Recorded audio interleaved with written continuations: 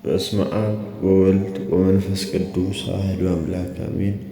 አንድ አምላክ በሚሆን በአብ በወልድ በመንፈስ ቅዱስ ስም ሚያዝያ 9 በዚች ቀን የከበረ ቀሲስ ዘሲማስ አረፈ። ይህም ጻድቅ ከፍልስጤም ሰዎች ወገን ነው። ወላጆቹ ደጋጎች ክርስቲያን ናቸው። ይህም ጻድቅ በወለዱት ጊዜ 5 ዓመት አሳደጉት። ከዚያም የቤተ ክርስቲያን ትምህርት የሃይማኖትን ምስጢር ሕግና ሥርዓትን እያስተማረ እንዲያሳድገው ለአንድ ሽማግሌ መምህር ሰጡት። ያ ሽማግሌም ተቀብሎ ልጁ አደረገው። ትምህርቱን ሁሉ አምላካዊ ጥበብን ሃይማኖትንም አስተምሮ አመነኮሰው። ድቁናንም ሾመው። በጎ ሥራንም አደረገ። ትሩፋትንም መሥራትንም አበዛ። እግዚአብሔር ሁልጊዜ ያመሰግነዋል። በቀንና በሌሊትም መጻሕፍትን ያነባል። ሥራ ሲሠራም ሲበላም ቢሆን ሁልጊዜ ከአፉ ምስጋናዎችን አያቋርጥም። በዚያ ገዳም 45 ዓመት በተፈጸመ ጊዜ ቅስና ተሹሞ ተጋድሎውን ጨመረ። ከዚህ በኋላም እየተጋደለ አገልግሎቱን በመጨመር በቅስና ሹመት 13 ዓመት ሲሆነው በዘመኑ ካሉ ተጋዳዮች ሁሉ እርሱ በገድሉ ከፍ ከፍ እንዳለ ተቃራኒ ጠላት ዲያብሎስ በልቡ ክፉ ሐሳብን አሳደረበት። በልቡም ከበጎ ሥራ እኔ የሠራሁት የቀረኝ የለም እያለ ይታበይ ጀመር። ነገር ግን የክብር ባለቤት ጌታችን ኢየሱስ ክርስቶስ አልተወም። መልአኩን ልኮ በዮርዳኖስ ወንዝ አቅራቢያ ወዳለ ገዳም ሂድ ዘንድ አዘዘው። ያን ጊዜም ተነስቶ ሄደ። ወደዚያ ገዳምም ደረሰ። በገድላቸው ፍጹማን የሆኑ ሰዎችንም አረጋውያንም አገኘ። እነርሱንም እርስ በርሳቸው እንደሚያንስ ከእነሱም አወቀ። በዓለም ውስጥ ነው የኖረውና እሱ ስለዚህ ከእርሱ ይሻላሉ። በዚህ ገዳም ከእሳቸው ጋር ኖረ። ብዙ ዘመናትንም አብሯቸው ሲጋደል ኖረ። ለዚያ ገዳም መነኮሳት ልምድ አላቸው። ታላቁ ጾም በደረሰ ጊዜ የመጀመሪያውን 1 ሱባዔ በአንድነት ይጾማሉ። በቅድስት እሑድ ግን ሥጋውና ደሙን ይቀበላሉ። በማግስቱ ሰኞ ጠዋት 26ኛውን መዝሙር እግዚአብሔር ብርሃን ረድኤቱንም ሰጥቶ ያድነኛል የሚያስፈራኝ ምንድን ነው የሚለውን እስከ መጨረሻው እየዘመሩ ይወጣሉ። በሚወጡበትም ጊዜ ወደ በሩ ተሰብስበው በአንድነት ጸልየው እርስ በርሳቸው ሰላምታን ይሰጣጣሉ። የገዳሙ አበምኔትም ይባርካቸዋል። ከዚህም በኋላ እያንዳንዱ ወደ በረሃ ይበታተናሉ።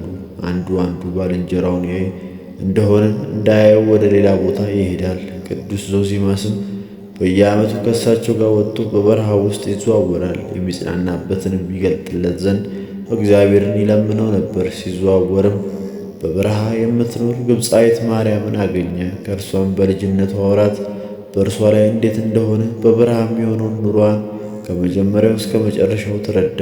ከዚህም በኋላ በሁለተኛው ዓመት ሥጋውና ደሙን ያመጣላት ዘንድ ፈለገች። እንዳለችውም አደረገላት። ከዚህም በኋላ ለዚህ ጻድቅ ብሔረ ብፁዓን ይገባ ዘንድ ተገባው። እርሱም ገድላቸውን ጻፈ። ሥራቸውንም ጽድቃቸውንም ገለጠ። 93 የሚሆን መላ ዕድሜው በተፈጸመ ጊዜ በሰላም አረፈ። ለእግዚአብሔር ምስጋና ይሁን፣ በረከቱም ከእኛ ጋር ለዘላለሙ ትኑር አሜን። በዚህችም ዕለት የ10 ወር ሕፃን የሆነ የኤስድሮስ ማኅበር የብሔረ ብፁዓን ጻድቃን በሰማዕትነት አረፉ። በረከታቸው ከእኛ ጋር ለዘላለሙ ትኑር አሜን። በዚህችም ቀን በእስክንድርያ ሊቀ ጳጳስ አባ ስንትዬ እጅ ታላቅ ምልክት ታየ። ይኸውም የከበረች የጌታችን ጾም ከመነኮሳቱ ጋር ይጾም ዘንድ ወደ አስቄጥስ ወደ አባ መቃርስ ገዳም መጣ። ሰሙነ ሕማማትም በሆነ ጊዜ ገዳማቱን አድባራቱን ሊዘርፉ ሊማርኩ የአረብ እስላሞች ተሰብስበው በቤተ ክርስቲያን በስተ ምሥራቅ ሰዎች ይገድሉ ዘንድ ሰይፎቻቸውን በዘው በእጆቻቸውም ይዘው በዓለት ላይ ቆሙ። ኤጲስቆጶሳትና መነኮሳቱም ወደ አባ ስንትዬ ተሰብስበው ከአረብ እስላሞች እንዴት እንደሆነ ነገሩት። ከዚህም ገለል እንዲል ለመኑት። የከበረ አባ ስንትዬ ጌታችን የደቀ መዛሙርቱን እግራቸውን አጥቦ አዲስ ሥርዓት የሠራበት የፋሲካ ፍስሐ በዓል ሳይፈጸም እኔ ከዚህ አልለይም አላቸው። እነዚህም እስላሞች እየደነፉ ጩኸታቸው ተጨመረ። አባ ስንትዬ የወገኖቹን ድንጋጼ ባየ ጊዜ በላዩ የመስቀል ምልክት ያለበት በትሩን ይዞ ከእግዚአብሔር ወገኖች ጋር ብሞት ይሻለኛል እያለ ወደ እነርሱ ሊወጣ ተነሣ። ኤጲስቆጶሳቱም እንዳይወጣ ያዙት። እሱ ግን ልባቸው በመጽናናትም አረጋጋቸው። ወደ አረብ እስላሞችም ወጣ።